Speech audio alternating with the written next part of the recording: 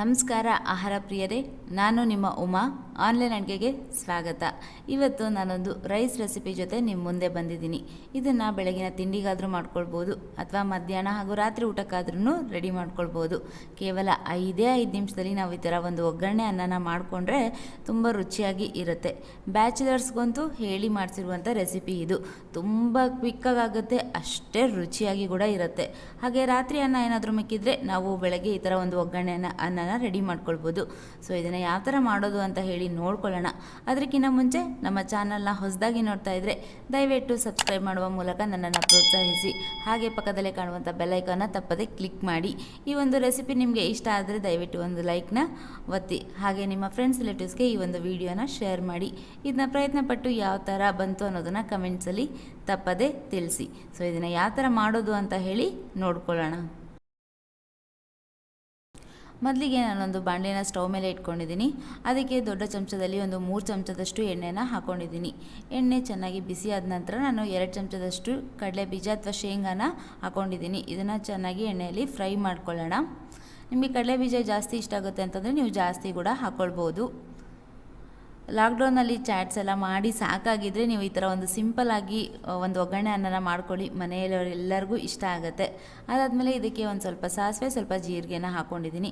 ಆಮೇಲೆ 2 ಒಣಮೆಣಸಿನ್ಕಾಯಿನ ಮುರಿದುಬಿಟ್ಟು ಹಾಕ್ಕೊಂಡಿದ್ದೀನಿ. ಇದನ್ನೆಲ್ಲನೂ ಫ್ರೈ ಮಾಡ್ಕೊಳ್ಳೋಣ.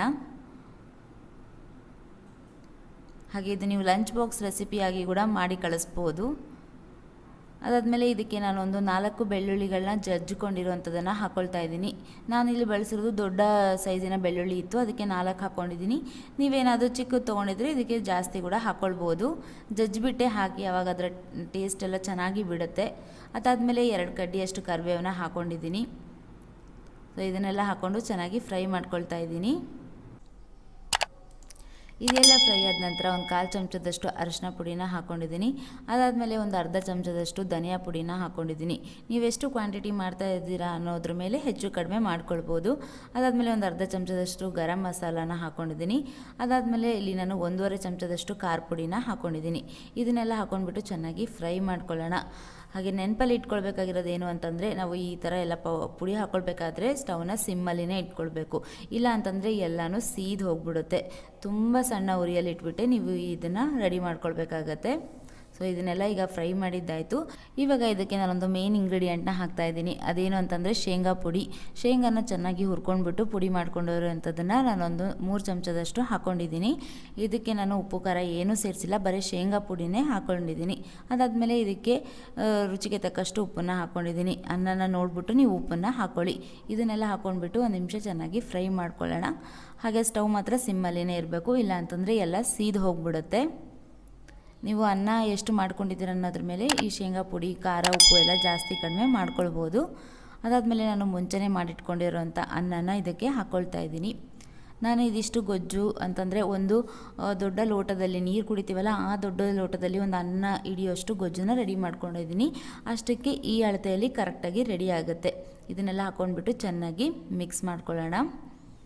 ಅನ್ನಕ್ಕೆ ಚೆನ್ನಾಗಿ ಉಪ್ಪು, ಖಾರ, ಶೇಂಗಾ ಪುಡಿ ಎಲ್ಲ ಚೆನ್ನಾಗಿ ಹೀರ್ಕೊಳ್ಬೇಕು. ಫಸ್ಟು ಸ್ವಲ್ಪ ಅನ್ನನ ಹಾಕ್ಕೊಂಡು ಕಲಿಸ್ಕೊಳ್ಳಿ. ಅದಾದಮೇಲೆ ನಿಮಗೆ ಇನ್ನೂ ಅನ್ನ ಹಿಡಿಯುತ್ತೆ ಅಂತಂದರೆ ನೋಡಿ ಹಾಕ್ಕೊಂಡು ಕಲಿಸ್ಕೊಳ್ಬೋದು. ಒಮ್ಮೆಲೆ ಜಾಸ್ತಿ ಹಾಕ್ಕೊಂಡ್ಬಿಟ್ರೆ ಚೆನ್ನಾಗಾಗೋದಿಲ್ಲ. ಅದಕ್ಕೆ ಸ್ವಲ್ಪ ಸ್ವಲ್ಪ ನೋಡಿ ಹಾಕ್ಕೊಂಡು ಕಲಿಸ್ಕೊಳ್ಳಿ. ಅನ್ನ ಏನಾದರೂ ಗಡ್ಡೆ ಎಲ್ಲ ಇತ್ತು ಅಂತಂದರೆ ಅದನ್ನೆಲ್ಲ ಒಡ್ಕೊಳ್ಳಿ. ಕೇವಲ ಶೇಂಗಾ ಪುಡಿ ಒಂದು ಇತ್ತು ಅಂತಂದರೆ ನಾವು ಇದನ್ನು ಕ್ವಿಕ್ಕಾಗಿ ರೆಡಿ ಮಾಡ್ಕೊಂಬಿಡ್ಬೋದು. ಇದು ಇನ್ನೂ ಸ್ವಲ್ಪ ಎಣ್ಣೆ ಇದೆ ನೋಡಿ, ಅದಕ್ಕೆ ಇನ್ನೂ ಸ್ವಲ್ಪ ಅನ್ನ ಹಿಡಿತಾ ಇತ್ತು. ನಾನು ಇನ್ನೂ ಸ್ವಲ್ಪ ಅನ್ನ ಹಾಕ್ಬಿಟ್ಟು ಕಲಿಸ್ಕೊಂಡಿದ್ದೀನಿ. ಲಂಚ್ ಬಾಕ್ಸ್ಗೂ ನೀವು ಮಾಡಿ ಕಳಿಸಿದ್ರು ಕೂಡ ತುಂಬ ರುಚಿಯಾಗಿ ಇರುತ್ತೆ. ಆರಿದ ಮೇಲೆ ಕೂಡ ಅಷ್ಟೇ ಚೆನ್ನಾಗಿರುತ್ತೆ. ಇದು ಗಡ್ಡೆನೆಲ್ಲ ಹೊಡ್ಕೊಂಡು ಚೆನ್ನಾಗಿ ಕಲಿಸ್ಕೊಳ್ಬೇಕು. ಇವಾಗ ಕಲಿಸ್ಕೊಂಡಿದ್ದೆಲ್ಲ ಆಯಿತು. ಇದಕ್ಕೆ ನಾನು ಒಂದು ಮೀಡಿಯಮ್ ಸೈಜ್ನ ಈರುಳ್ಳಿನ ಕಟ್ ಮಾಡ್ಕೊಂಡಿರೋಂಥದ್ದನ್ನು ಹಾಕ್ಕೊಂಡಿದ್ದೀನಿ. ಹಸಿ ಈರುಳ್ಳಿನೇ ಹಾಕ್ಕೊಳ್ಬೇಕು. ಈ ಅನ್ನದಲ್ಲಿ ಸಿಗ್ತಾ ಇದ್ದರೆ ಮಿಡಲಲ್ಲಿ ಚೆನ್ನಾಗಿರುತ್ತೆ. ಅದಾದಮೇಲೆ ಸಣ್ಣಾಗಿ ಕಟ್ ಮಾಡ್ಕೊಂಡಿರೋಂಥ ಕೊತ್ತಂಬರಿ ಸೊಪ್ಪನ್ನು ಹಾಕ್ಕೊಂಡ್ಬಿಟ್ಟು ಕಲಿಸ್ಕೊಂಡ್ರೆ ಒಗ್ಗರಣೆ ಅನ್ನ ರೆಡಿ ಆಗಿಬಿಡುತ್ತೆ. ತುಂಬ ಸಿಂಪಲ್ಲು, ಹಾಗೆ ಅಷ್ಟೇ ರುಚಿಯಾಗಿ ಇರುತ್ತೆ. ಇದನ್ನು ನೋಡ್ತಾ ಇದ್ದಾಗೆ ನಿಮ್ಮ ಬಾಯಲ್ಲಿ ನೀರು ಬರ್ತಾ ಇರ್ಬೋದು, ತಿನ್ನಬೇಕು ಅಂತ ಅನ್ನಿಸ್ತಾ ಇರ್ಬೋದು. ನಿಜವಾಗ್ಲೂ ಅಷ್ಟೇ ಚೆನ್ನಾಗಿರುತ್ತೆ. ಒಮ್ಮೆ ಟ್ರೈ ಮಾಡಿದ್ರೆ ನಿಮಗೆ ಇದರ ರುಚಿ ಗೊತ್ತಾಗೇ ಆಗುತ್ತೆ. ಸೊ ಆಹಾರ ಪ್ರಿಯರೇ, ನೋಡಿದ್ರಲ್ಲ ಇವತ್ತಿನ ಒಗ್ಗರಣೆ ಅನ್ನನ ಎಷ್ಟು ಸಿಂಪಲ್ಲಾಗಿ ರೆಡಿ ಮಾಡ್ಕೊಳ್ಬೋದು ಅಂತ ಹೇಳಿ. ಇವತ್ತಿನ ಈ ರೆಸಿಪಿ ನಿಮ್ಮೆಲ್ಲರಿಗೂ ಇಷ್ಟ ಆಯಿತು ಅಂತ ಅಂದ್ಕೊಳ್ತೀನಿ. ಇಷ್ಟ ಆಗಿದ್ದರೆ ಒಂದು ಲೈಕ್ನ ಒತ್ಬಿಡಿ. ಹಾಗೆ ನಮ್ಮ ಚಾನಲ್ನ ಹೊಸದಾಗಿ ನೋಡ್ತಾ ಇದ್ದರೆ ದಯವಿಟ್ಟು ಸಬ್ಸ್ಕ್ರೈಬ್ ಮಾಡುವ ಮೂಲಕ ನನ್ನನ್ನು ಪ್ರೋತ್ಸಾಹಿಸಿ. ಹಾಗೆ ಪಕ್ಕದಲ್ಲೇ ಕಾಣುವಂಥ ಬೆಲೈಕನ್ನ ತಪ್ಪದೇ ಕ್ಲಿಕ್ ಮಾಡಿ. ಮತ್ತು ಇನ್ನೊಂದು ರುಚಿಕರವಾದ ಅಡುಗೆ ಜೊತೆ ನಿಮಗೆ ಸಿಗ್ತೀನಿ. ಅಲ್ಲಿವರೆಗೂ ಧನ್ಯವಾದಗಳು.